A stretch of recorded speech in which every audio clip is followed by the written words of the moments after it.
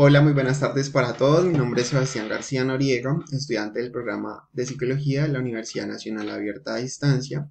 El día de hoy se va a realizar una socialización de tres mapas conceptuales que se han solicitado como tal en la guía de actividades de la fase 2 del programa de Psicología Social. El primer mapa conceptual tiene como temática psicología del como engaño, es decir, la realidad histórica de la psicología. Para explicarla se debe tener en cuenta el contexto de esta investigación, ¿cierto? Habla básicamente de la psicología de la liberación, es decir, el tiempo en donde las personas eran oprimidas, en donde no se respetaban sus derechos y se vulneraban cada una de las acciones que las personas pues realizaban, en donde se entró como tal a una crisis en América Latina en los primeros años del siglo XX. Es importante conocer pues que esta psicología tiene una historia en Colombia y se realiza un análisis de un libro, ¿cierto? Este análisis muestra la falla histórica de la psicología en donde se aisló y se mostró un gran desinterés por cada una de las realidades políticas, sociales, culturales y una como desconexión total de lo que estaba pasando alrededor y se enfocaron básicamente en construir o iniciar la profesión, ¿cierto? Nace como tal una línea de fuerza, es decir, donde se muestran las problemáticas reales del país como son las enfermedades mentales, los malos hábitos, la falta de educación y de cultura. Se realiza también una investigación en Colombia sobre el análisis de grupos, en donde se muestra este desinterés del que estamos hablando por parte de la psicología en temas como la desigualdad social o la democracia. También está el conflicto armado, el cual en su época y su desarrollo se presenta una crisis grave para la humanidad y se convirtió todo esto en guerras, masacres, violencias y muertes.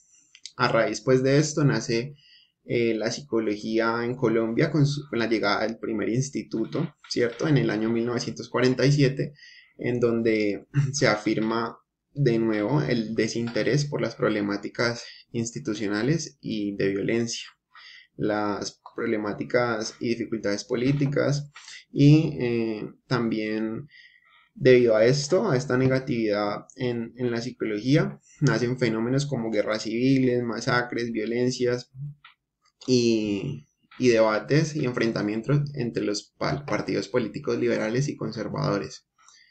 Debido a esto se realiza una metodología del estudio, donde se realiza un análisis y una identificación de las 10 principales problemáticas del país, las cuales son violencia política, conflicto armado, narcotráfico, corrupción, impunidad, democracia, desigualdad, derechos humanos, paz e inseguridad.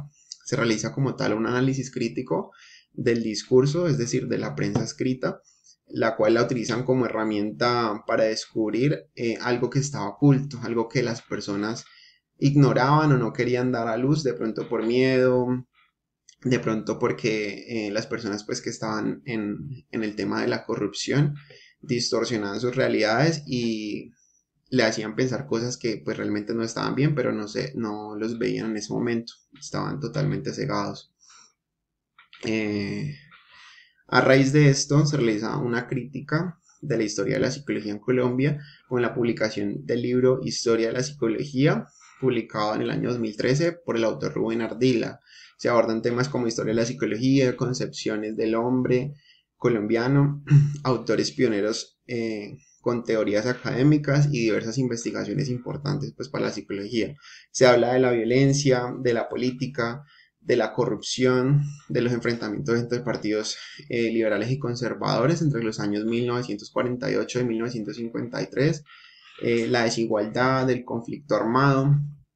En este conflicto armado coincide con la llegada de la psicología a Colombia con la misma fecha, sin embargo no se presta gran atención y se permite pues que las personas utilicen las armas, utilicen la violencia para defenderse y no se proponen, digamos, un ejemplo en esta situación o en esta problemática, soluciones como charlas, como debates, como llegar a acuerdos sin necesidad pues de entrar en violencia, ¿cierto? Y mejorar y mantener las condiciones de vida pues de los pueblos. También se ignora totalmente los derechos humanos, la paz y la democracia. La psicología se construyó y se fue eh, tomando pues cada una de las problemáticas sociales, pero no se tuvieron totalmente en cuenta porque se violaron muchos derechos como el derecho a la vida con todas las muertes que hubieron y el respeto a la privacidad y la intimidad.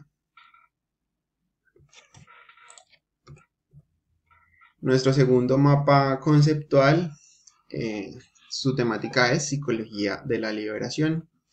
Inicia con la implementación de la concientización por parte de Pablo Freire en los años 1970 a 1971, en donde se habla de una articulación de la psicología con la educación, la filosofía y la sociología.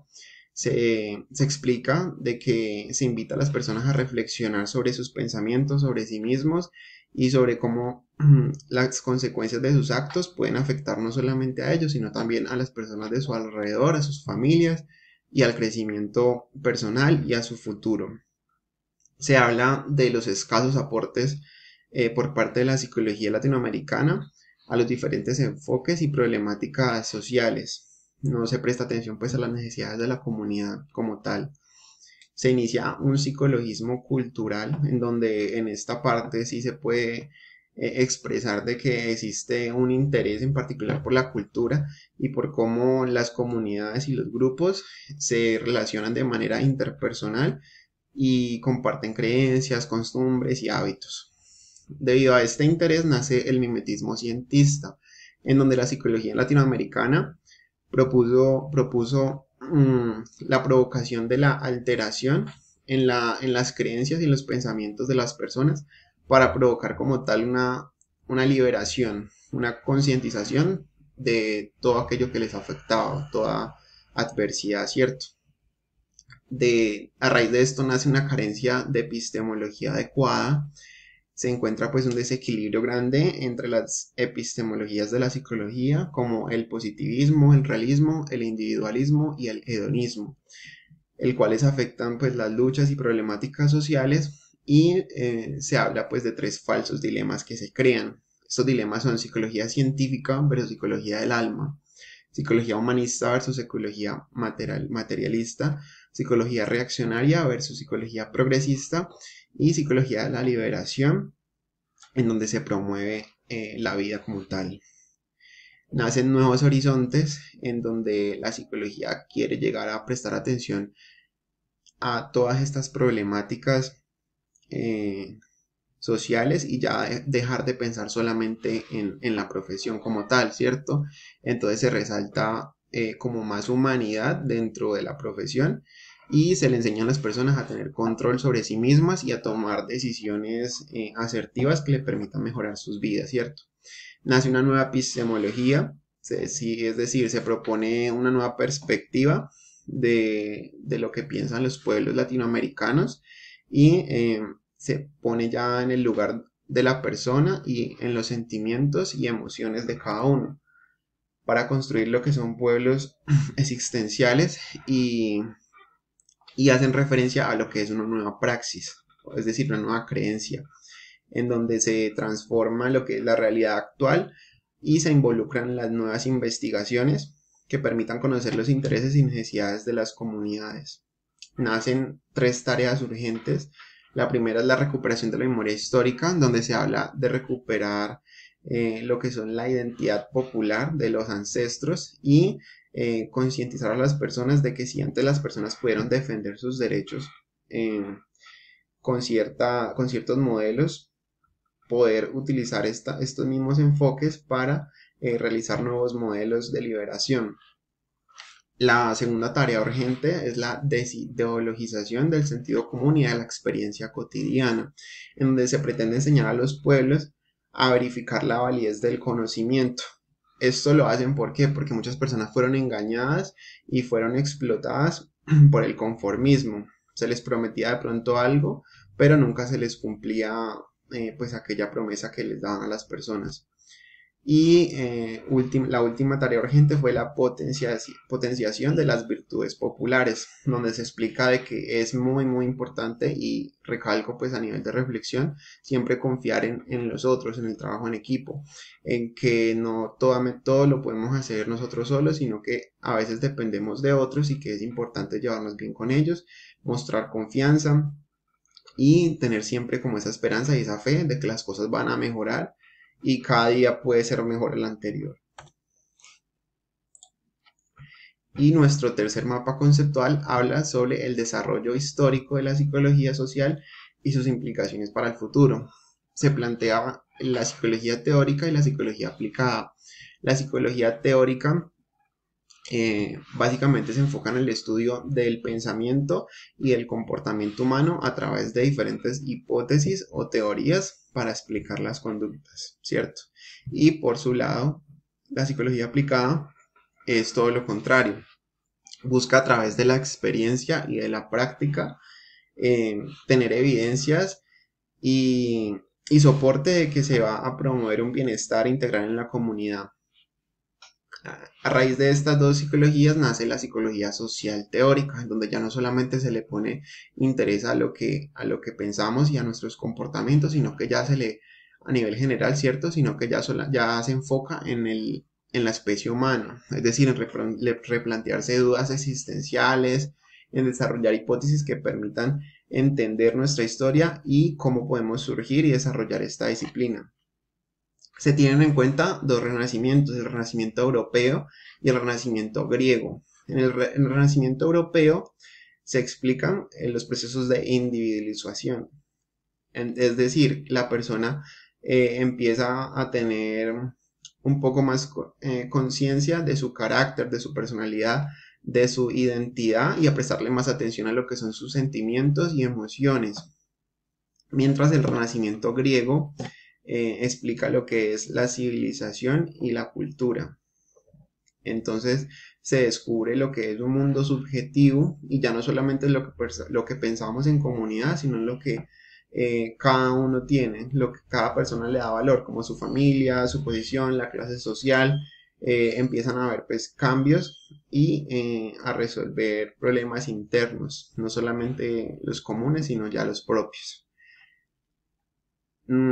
Después nace una psicología aplicada y profesional. Entonces se empiezan a notar ya cambios en el tema de la organización y el tema de comunidades, de regulación del trabajo, vida laboral y cambios significativos en lo que son las áreas educativas y las ciencias fundamentales. Estas ciencias fundamentales y aplicadas básicamente explican teorías científicas donde empiezan a tener mayor valor para ser creadores del conocimiento con una base inicialmente empírica, pero sus hipótesis lograron trascender y tocar profundamente la realidad social, llevando esto a una relación teórica y práctica. Entonces ya no solamente se piensa en la teoría y en las hipótesis y en lo que yo puedo de pronto aportar a alguien solamente hablando o investigando, sino en qué voy a hacer yo para mejorar, en cómo yo voy a entrar en esta problemática social para accionar y para poder entender más a estas personas afectadas desde otro punto de vista, ¿cierto? Desde sus zapatos.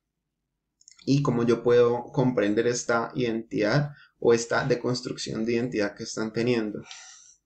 Finalmente nace una nueva psicología social moderna, en donde la modernidad se caracteriza por ser la época del orden a nivel cognitivo y social.